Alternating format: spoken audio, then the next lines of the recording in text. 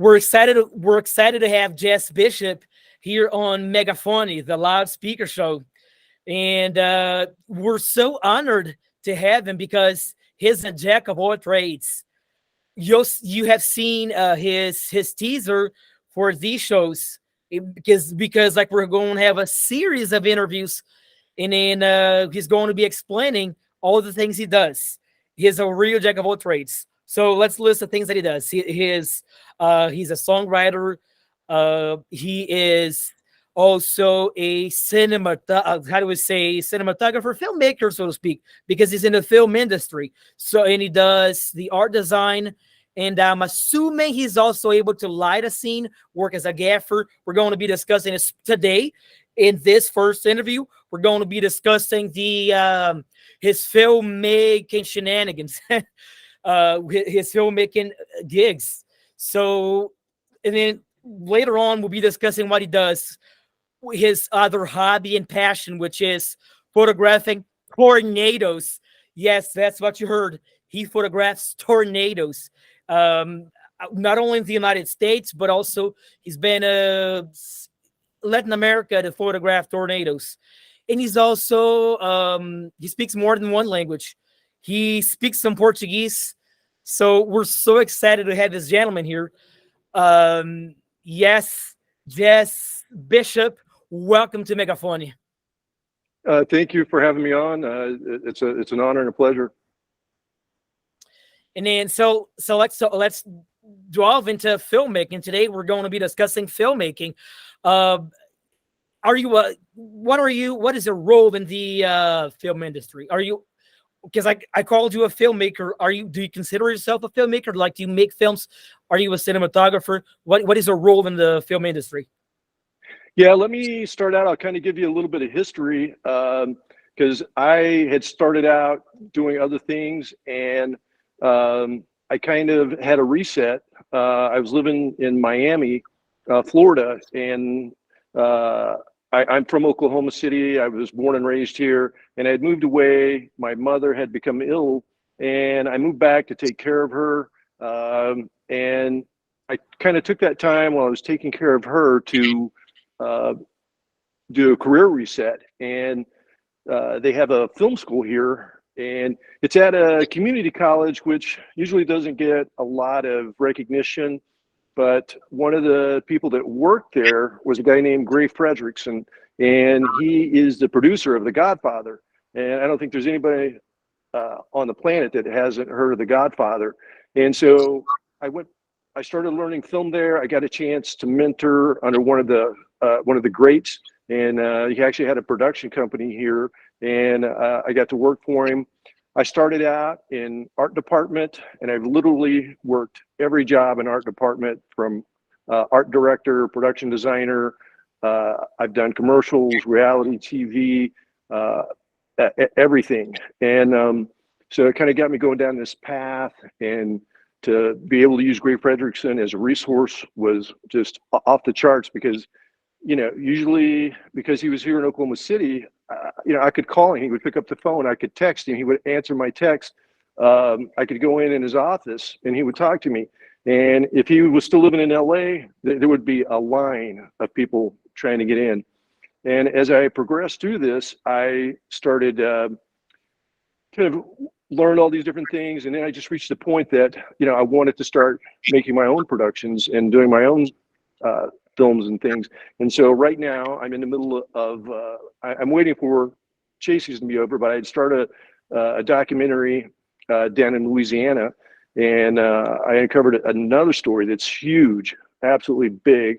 I was listening to a Spanish podcast on this shipwreck called the Tata. And I found a similar story about this in the Mississippi, where 400 Native American Indians died on a shipwreck. And that, I think, can be a big story. Killers of the Flower Moon type of story that Leonardo DiCaprio was on. That also filmed here in Oklahoma. Martin Scorsese was a director. But that's this documentary that I'm working on down there. And then that next one will be that story on the shipwreck in the Mississippi. So Well, there's a lot of information in out there. So please name the the film stars you've worked with or you've rubbed that elbows with, besides Well, Frederick. Well, I've had a chance to meet John Rhys Davies. He's getting ready to come out with the new Indiana Jones movie this summer. I worked with him a few years ago in a movie called Starbright. It was filmed in Oklahoma and Louisiana. Awesome guy. He was sharing some crazy stories with me about some things that he had done. I've worked with Selena Gomez. I've worked with William H. Macy and his wife, Felicity Huffman. I worked with Lawrence Fishburne on that William H. Macy film. That was his directorial debut here in Oklahoma City that he did. And Billy Crudup, I get a chance to work with him. I've also done NBA commercials where I've worked with some of the NBA stars, Kevin Durant, Russell Westbrook, James Harden. Just trying to think of Chris Kattan. That was the first movie I worked on. It was called Just Crazy Enough, and he was in that. And he's just as zany in person as you see him on film. That's how he is in real life. He's, he's quirky like that. Wow. And then your role is, for the most part, in the art department. So please tell us about your role in the art department. Well, I started out working as a set dresser, which I think is like probably the most common job that people start out. And then I just kept progressing, and I worked literally every position in art department. I kind of zeroed in on props because with props, you get to work directly with the actors, and you're on set, you follow camera around, and you're in the thick of it all the time. And, if I'm working with a prop is everything an actor touches. So there's a lot of confusion over that. So like if they're the paintings, all the wall, the stuff on the desk, unless an actor touches that, that's called set dressing. But if an actor picks it up, then it's a prop. And so, guns. Because I used to think, for instance, we had the set, the TV show set, and if you look at it, here we have the beautiful statue of Our Lady. So that is considered a not a prop. I thought this was a prop because this is part of the set. So yep, is this not a prop? Set dressing. That's called set dressing. And so like if an actor picks up a gun, that's one of the things prop master will do is and prop is short for property. So if you're a prop master, it actually stands for property master. And so a gun, if an actor picks up a pen and starts writing with it, he drinks a glass of water, he eats food. I have to prepare all that food. I have to set the table, anything they eat, drink, touch, anything they touch, besides like a house or a car, then that kind of, it's too big. It falls into a different department. But, if I have to fit them, I actually have to measure them kind of like a wardrobe sometimes, see what their sizes are. Will it fit with them? Sometimes actors and actresses are very temperamental. And so that also can become a thing. You have to be a very good people person in order to deal with some of these high name celebrities. Really? So some of them are a little bit, just say, sensitive. Yeah, they can be very picky. Oh, I see. So then in that case, you hand the prop to the actor.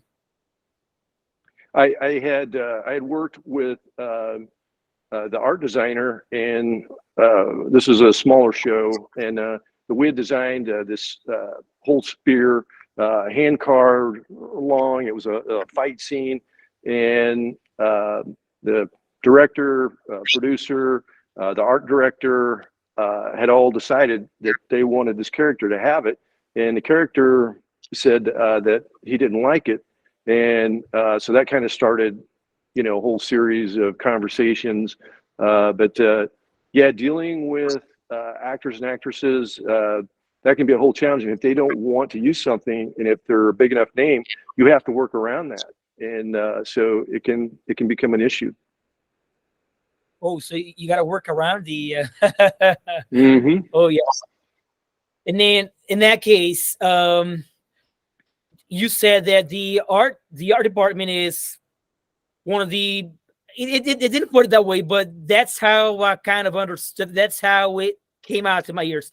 That the art department is the easiest to get into in the film industry. Is that what I actually heard? Indeed. It kind of is in a way, because it's one of the bigger departments, and it's easier to get a start in. And some people will start as a PA, which is a production assistant, and they'll start out working in the office. If you got some experience, you can usually start out in art department as a set dresser. And the art department, we established the look and the feel of the film, the colors, even the colors are chosen. Does it match the wardrobe? Everything you see in most big movies, everything you see, everything on the wall, the color of the wall, the painting, the color of the car, everything, nothing is there by chance. That is all planned. And I'm not sure a lot of people realize how much detail actually goes into that, but everything is designed and planned in place. There's nothing that appears in there by accident. So then in that case, you guys have to work directly with the cinematographer. Oh yeah. We work with the director. He calls the shot. The cinematographer works with the director to help set up the shot. The lighting, is it good? What kind of framing? How close? How far? What type of lens? And that sort of thing. And the director usually has the ultimate say. And usually a director and a cinematographer work in a team because they just have to know each other, and that the cinematographer can get the feel of what the director wants to accomplish, and those guys usually work together hand in hand, and they go typically from movie to movie. Once they find somebody they like and work with, they're kind of a team. Oh yeah, they better be a team. And then so tell us, just say an interesting, or rather say a little bit an eccentric moment you can recall on a movie set, because like I can't imagine it. I mean, like especially when it comes to celebrity, when you're rubbing elbows with big names, I'd imagine you'd like everything different that happens, kind of like draws your attention. So can you kind of think of a weird moment in on a set? Well, I can tell you one specifically when I was working on Rudderless. That was William H. Macy's directorial debut.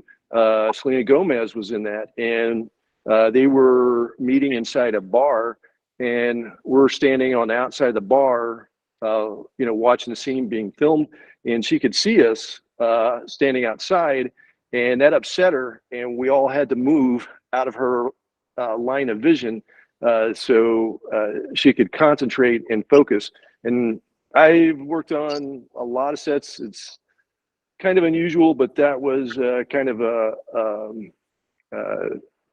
moment there. I'm trying to look for the word there, but yeah, she was being a little bit picky. And then you have production. There's you're working on a project for the near future, like something that you're working on independently. Yeah, I've got two projects that I'm working on in Louisiana, and one deals with some old stuff that goes clear back to when the African Americans got their emancipation, and the next one deals with a Native American Indian story on the Mississippi River, where 400 Native Americans died on the Trail of Tears. And the Trail of Tears is the story of the Native American Indians were forced to move into Oklahoma, usually under military presence. And Oklahoma is a unique state. It was Indian territory, and all the Indians in the United States were forced to move here and live. And they had the Buffalo Soldiers were here to guard them, to keep them from escaping and going back to their homeland, because a lot of them tried to leave. But those are my two upcoming projects. The second one, I'm really excited about it because I think it can be a big story similar to Killers of the Flower Moon that Leonardo DiCaprio is in. Leonardo DiCaprio? What? He just filmed a movie here called Killers of the Flower Moon. It's a Native American Indian story. And the story that I've uncovered in Louisiana, I think, can be that big, that deals with this shipwreck on the Mississippi. Oh, yes, most definitely. Well, I mean, it'd be awesome if you rubbed elbows with Leonardo DiCaprio too, wouldn't it? I don't know if you work on my project. Mine is still in development, but that Killers of the Flower Moon, that was filmed here in Oklahoma. And like I said, it was a Native American Indian story. Lots of interesting things happening there. It's supposed to release in the next month, I believe, in the theater and on Apple TV. Oh, in the theater and on Apple TV. But you mean like international theater or just in the United States? I'm not sure what the international release is, but the United States in the next month. Okay. I mean, is there anything that we forgot to cover when pertaining to the film industry? Well, I would like to just say there are also the tornado movie Twisters with Helen Hunt and Bill Paxton. That featured Oklahoma. I think that was 1996.